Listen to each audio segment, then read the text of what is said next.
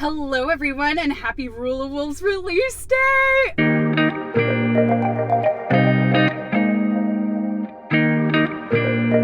Oh my gosh, I am so excited. I am currently at Barnes & Noble about to pick up my copy of Rule of Wolves, our maybe final book in the entire Grishaverse.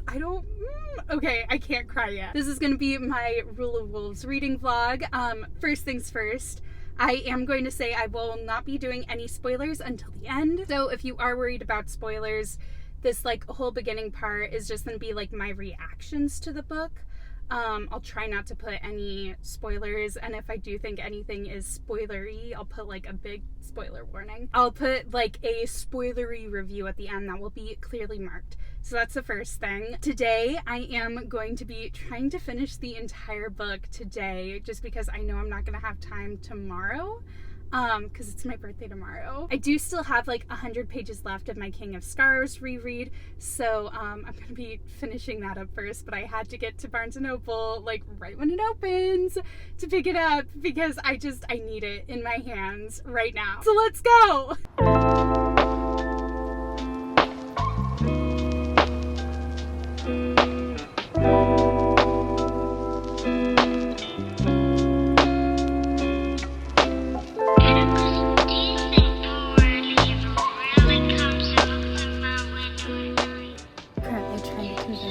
I don't need to buy more books.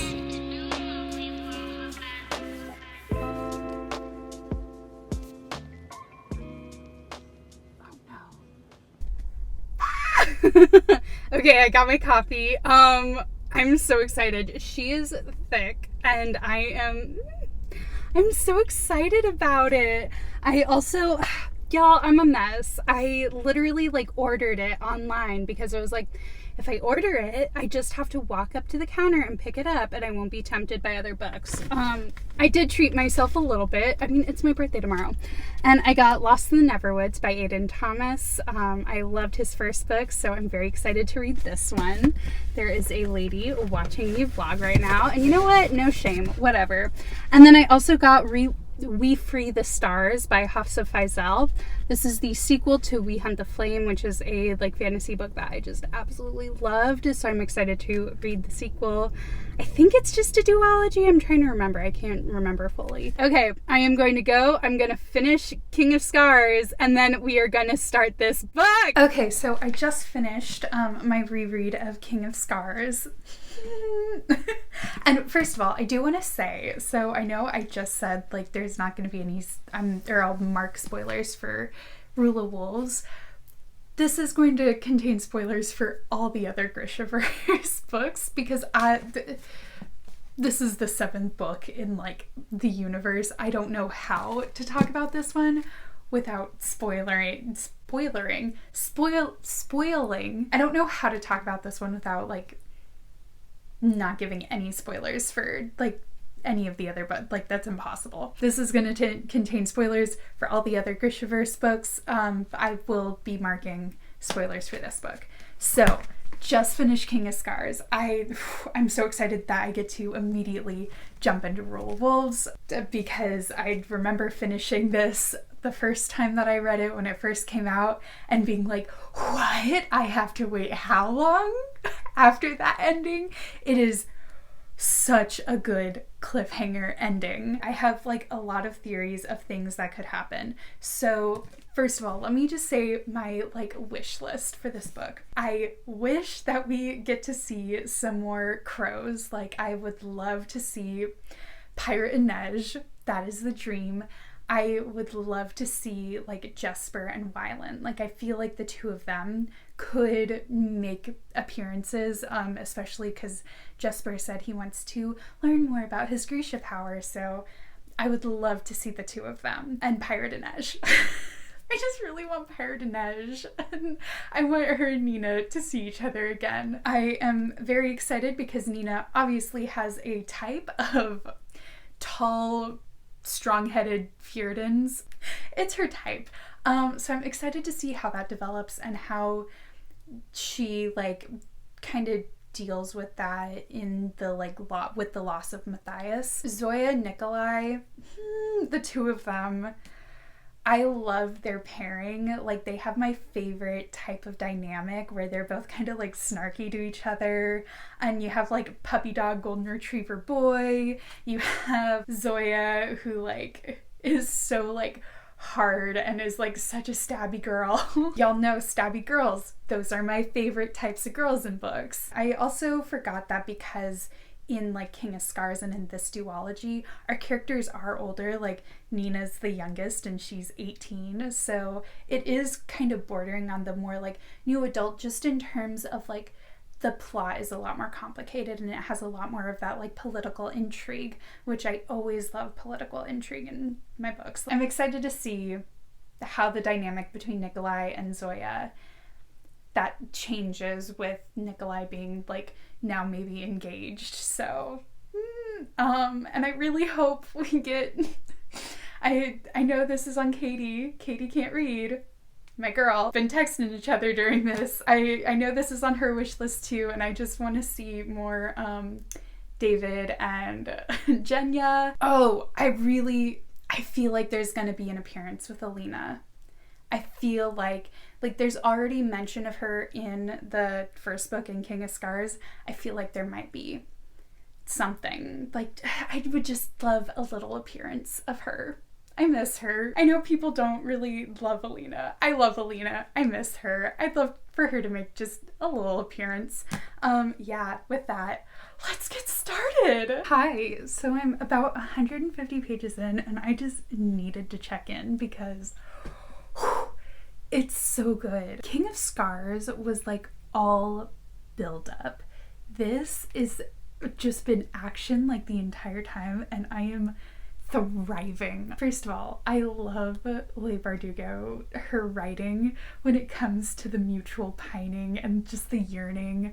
That's always my favorite.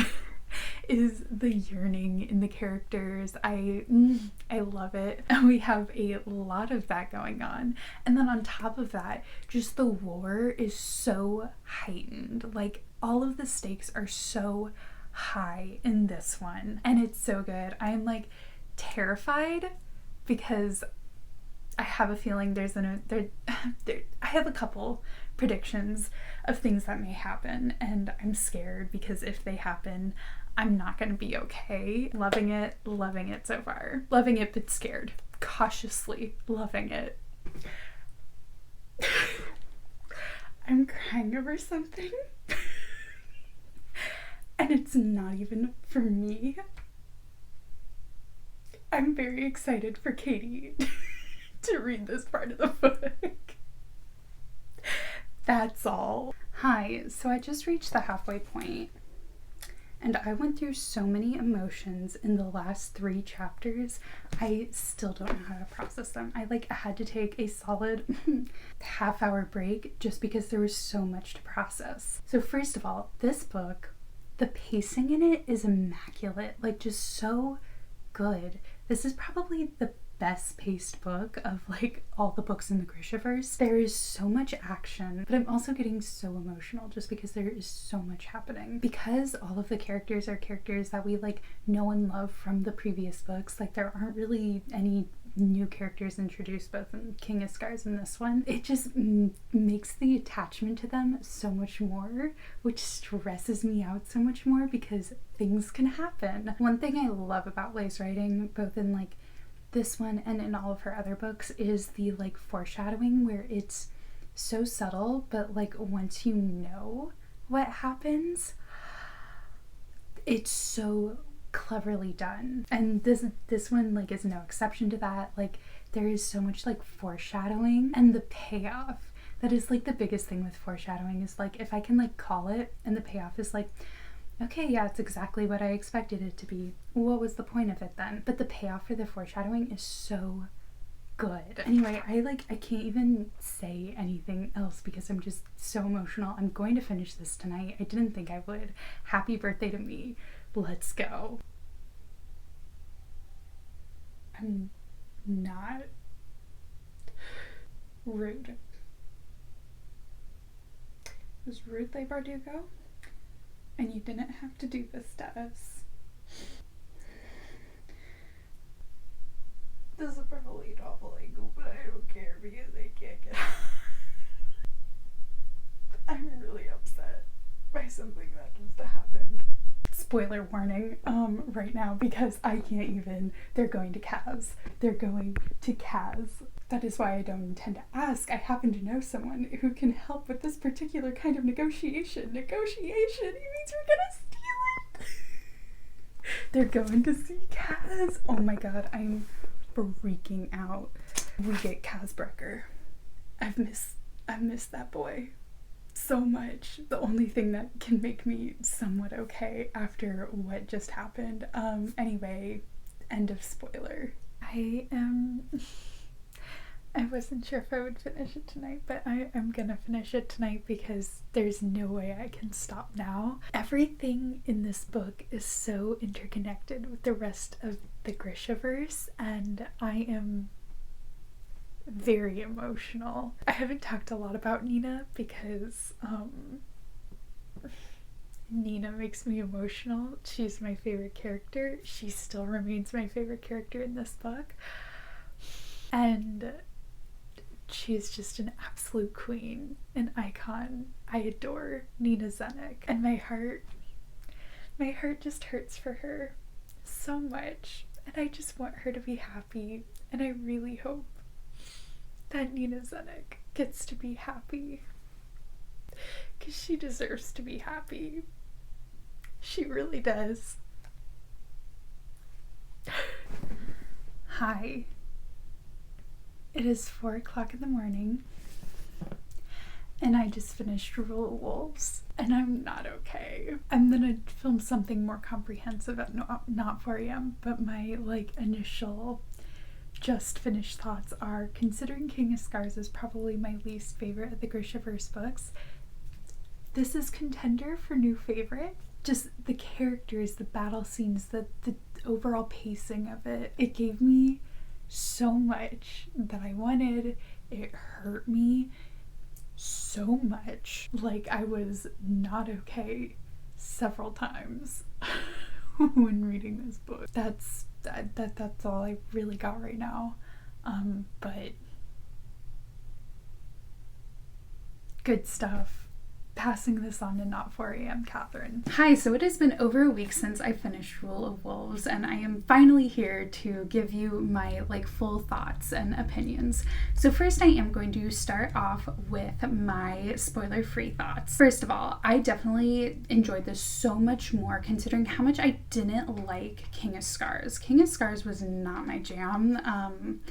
And it did have some similar issues in this one. Number one being too many POVs that just were a little too disconnected for my taste. However, this one was so much more fast-paced, and the overall plot was a lot more cohesive. I loved the character development that we got for our characters of Nina and Zoya and Nikolai, are 3 big main characters. I thought that their overall development was so rich, and I thought that where they started and where they ended from the beginning of King of Scars was really well thought out, and I really appreciated how our characters ended up in this book. The only other non-spoiler thing that I can really say is that there were definitely some unexpected twists and turns, some things that I definitely saw coming, and some things that I felt were unnecessarily unexpected and definitely done for shock value. Overall, though, I did really love this book. This is probably number 2 or 3 in favorite Grishaverse books, just because of what has led up to this book and how everything from the past 2 series have come together to create this one. I feel there's definitely things dating all the way back to the original Grisha trilogy that foreshadow things that happen in here. So yeah, I really enjoyed it. Now for my spoilery thoughts. So if you are not looking for spoilers, goodbye. Thank you so much for watching. Or click to the ending of this video. Time card down below. Things that I really wanted to happen in this book were things like Nikolai and Zoya and their whole relationship. I love the slow burn of their relationship. I thought that their whole chemistry and everything stayed in character the entire time. I feel like a lot of the times as characters realize they have feelings for each other, their like personalities tend to change. That did not happen at all with this one. I felt like Nikolai like realizing his feelings and being the one to like confess his feelings before Zoya made so much sense. I thought that Zoya like learning about how powerful like love can be and how it's not a weakness and how it like definitely is a strength, incredible. Absolutely loved it. Speaking of Nikolai, I thought his entire development through this book was so fascinating, especially in compared to the reappearance of the Darkling. So one thing that we see in this book is that the Darkling has come back, and when he speaks to Alina and Mal, he says that he feels like he is the one who has to do everything. He is the one who is like special and has to solve all the problems and make Ravka better. I almost said make Ravka great again. He does have those vibes. I feel like Nikolai very easily could have followed down the same path. That sort of like, I'm the one who has to do this. I'm the one with the ideas, which is why I think when he gave over the power to Zoya, amazing.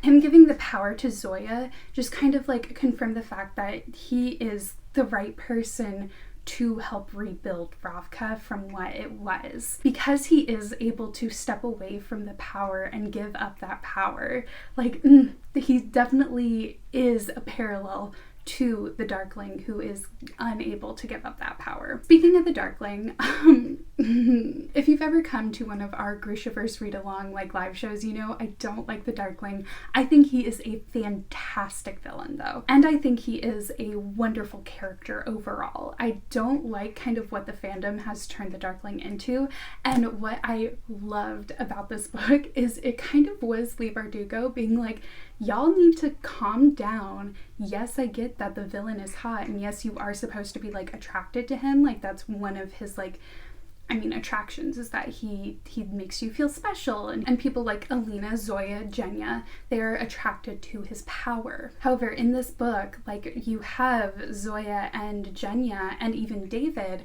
talking about the fact that like they regret a lot of what they did just because they were looking for a place of belonging with the Darkling. It is pointed out multiple times that all three of them came to the Darkling and came to live at the little palace when they were very, very young.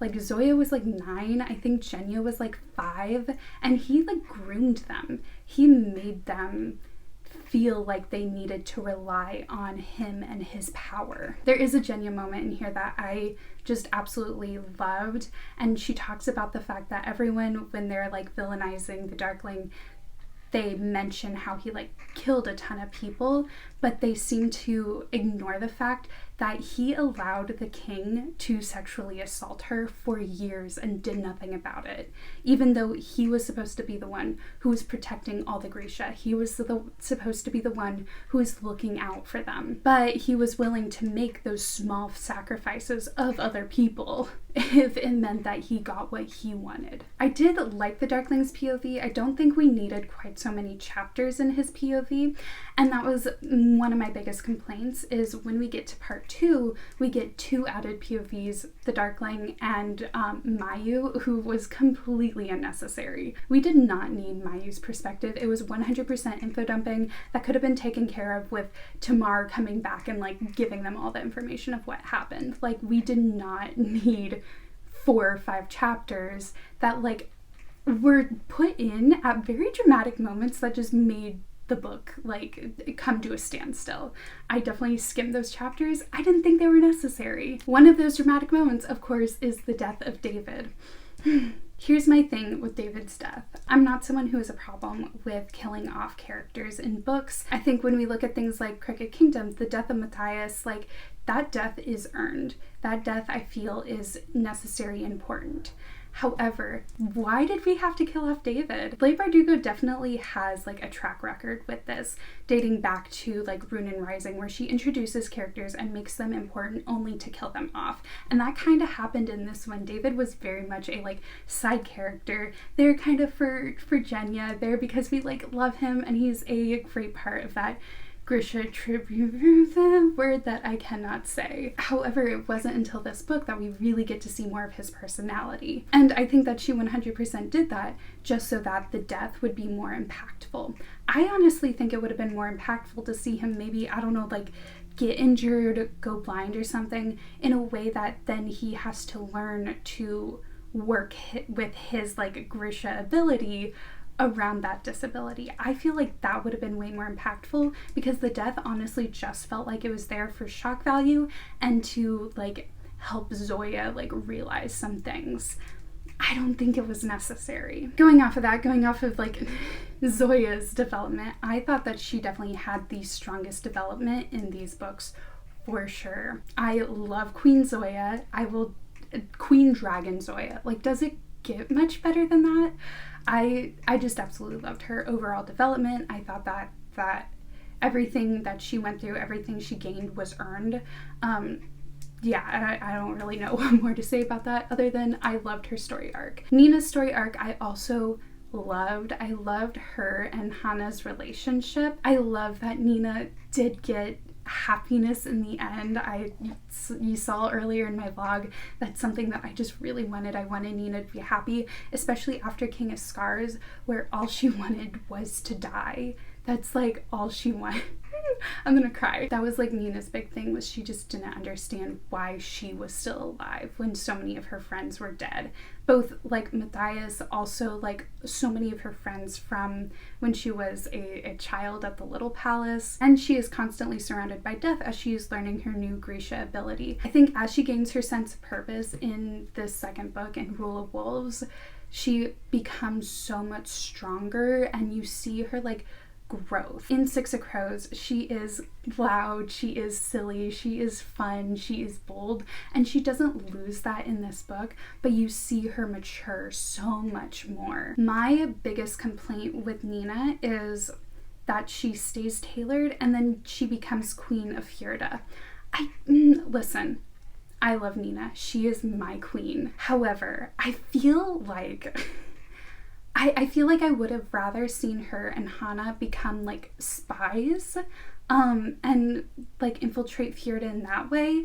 I don't love the fact that Nina is going to stay tailored her entire life, supposedly. Also, her and Hana go from being like, maybe we like each other, to suddenly like, we're getting married and we're gonna rule a kingdom together. Seemed a little bit fast for me. Honestly, we could have just cut Nina's last chapter and I would have been happy with it. I did appreciate the fact that even though she is like tailored, they didn't make her skinny. Like if they had tried to make Nina skinny, I would have lost my shit. Oh my god, I totally forgot to mention character cameos. I loved all the character cameos. I feel like a lot of the times in books that span like span like a universe and span multiple series, a lot of the times the cameos of past characters from other series, it just feels like a lot of fan service, and there is a little bit of that, especially with Inej. I feel like that was a little bit of fan service, but I'm okay with that because you were servicing me. But like basically all of the other character cameos felt, again, very earned. That was my big thing, was I just wanted things to feel earned in this book. I didn't want things to just happen because they were happening. And Lena, Mal, Misha, and Oncat, we got Oncat. I just love Oncat so much. I loved seeing their characters and seeing them like come back to help out, both in like the middle with the Darkling and then at the end. Loved it. And I felt like the same way with Kaz, Jesper, and Wylan. I felt like they were necessary to the plot line. It wasn't just like a, hey, there's Kaz Brecker. Like they were necessary to the story, which I loved. Overall though, I loved this book. I really love that this is the conclusion that we got. Or is it? I'm someone who really enjoys ambiguous endings that do leave our world open. It's something I really liked about Crooked Kingdom, is it left the world open to more possibilities. Could we get a book about like Pirate Inej? Could we get a book about Jesper like learning to use his Grisha ability?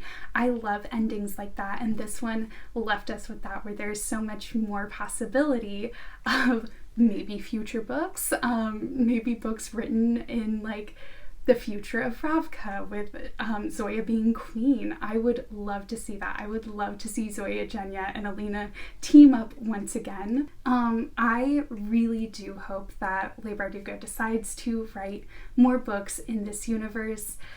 I love the Grishaverse. I think it is such a rich universe. I would love to see like maybe even stories that are set in like just some of the other countries besides like Ravka, Kerch. Oh my god. I thought I was holding this upside down the entire time. No, I just have the dust jacket on upside down. I would love to see some stuff from Novi Zem, I believe it's called. I'd love to see like a story from over there, or like the Wandering Isles could be really interesting. Yeah, I just feel like it'd be really interesting to see an expansion of this universe. I still am holding out hope for a Pirate and Nej book. That's all I really want. So there we go. Those are my thoughts, and that is my reading vlog for Rule of Wolves. I am sad that these stories have come to an end as far as we know. However, I am so excited to watch the TV show. I'm nervous, but I'm excited. I think this book will be so beautiful to see on screen, and I feel like there's definitely some things that can be updated from like, you know, the 2012 Shadow and Bone book to now in 2021. I'm just excited. I love this universe. I'm not ready to say goodbye, and thankfully, because there is a TV show, we don't have to. By the way, we may be hosting a view party for the show with the Grishaverse Readalong. So if you haven't joined our Discord yet, feel free to join down below. We are doing our live show for this book on Sunday. So when this video is released, like 3 days from then, Sunday, April 11th, we are doing our live show discussing King of Scars and Rule of Wolves. So if you would like to discuss the book with us, feel free to join our live show. All the links to everything is down below. With that, thank you so much for watching this vlog. If you liked it, be sure to give it a thumbs up. If you want to see more videos like this, be sure to hit subscribe. I hope you have a wonderful rest of your day. And until next time, bye!